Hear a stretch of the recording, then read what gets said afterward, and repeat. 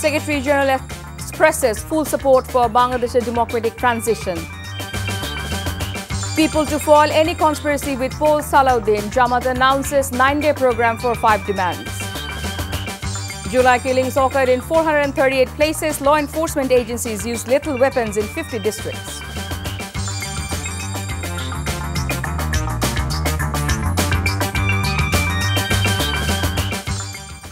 Assalamu alaikum. This is Chaudhry Sama. Welcome you all to Evening News. You have just at the Crown 7 headlines. Now let's move on to the details. UN Secretary General Antonio Guterres has expressed his full support for Bangladesh's democratic transition.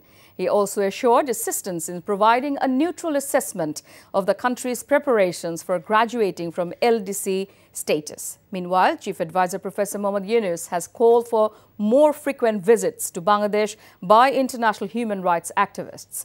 Their meeting addressed Bangladesh's upcoming elections, ongoing reforms, and the resolution of the Rohingya crisis. Guterres reaffirmed his solidarity for the democratic transition. রিফর্মের ক্ষেত্রেও তারা fully support এবং similar solidarity ঘোষণা করছেন যে এই রিফর্মটা interim government নিয়েছে এবং সামনের দিনগুলোতে ইলেকশনের আগে যে কাজগুলো ওনারা করবেন সেটার সাথে উনি অকুণ্ঠ চিত্তে তার সাপোর্টটা জানিয়েছে। BNP Standing Committee member Salahuddin Ahmed has said that an electoral atmosphere is prevailing in the country. He warned that the people will resist any conspiracy to foil the polls.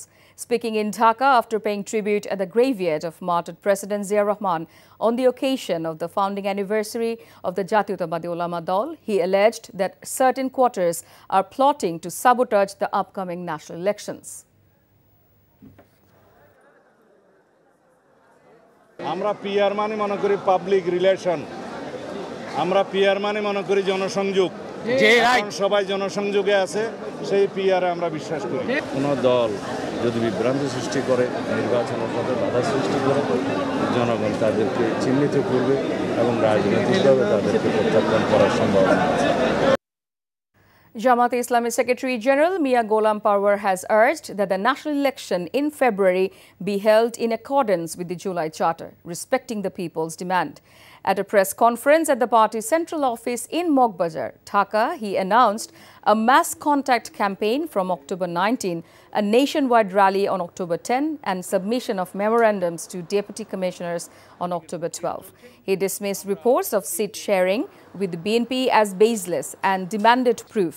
Addressing criticism over a logo change, he said work is ongoing on a new design. আমরা তো দাবি করছি, আমরা তো এখনো কোনো নেগেটিভে নেই। আমরা দাবি আদায় হবে এবং দাবি আদায় করে আমরা নির্বাচনে যাব। আমরা পজিটিভ লাইনে চলতে চাই।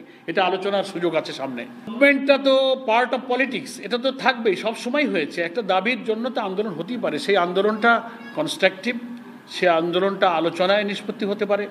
এই জন্য নির্বাচন অনিশ্চয়তার মধ্যে পড়ার কোনো কারণ নেই। আমরা দাবির মধ্যে খেয়াল রাখবেন, বলেছি যে 15 ফেব্রুয়ারিতেই নির্বাচন নিশ্চিত করতে হবে দাবি মেনে নিয়ে। আমরা 15 ফেব্রুয়ারিতে আমরা ইলেকশন চাই। During the July uprising, 438 killings occurred at 43 locations in 41 districts, and law enforcement agencies used lethal weapons in more than 50 districts. These details were revealed in testimony by investigation officer in the Crimes Against Humanity case against fallen fascist Sheikh Hasina and 2 others. He testified that the Awami League regime carried out enforced disappearances, killings, and torture to cling to power. The trial, which holds Hasina, Asaduzzaman Khan Kamal and Chaudhry Abdullah Al Mamun accountable for the July atrocities, is nearing conclusion.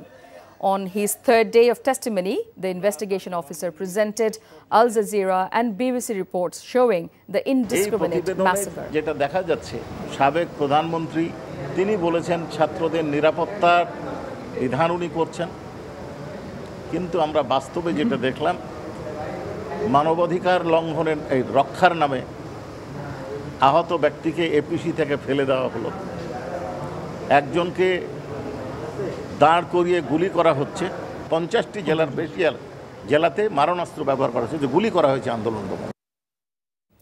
Today marks Maha Ashtami, the most sacred day of the Sharadiya Durga Puja festival for Sanatan devotees.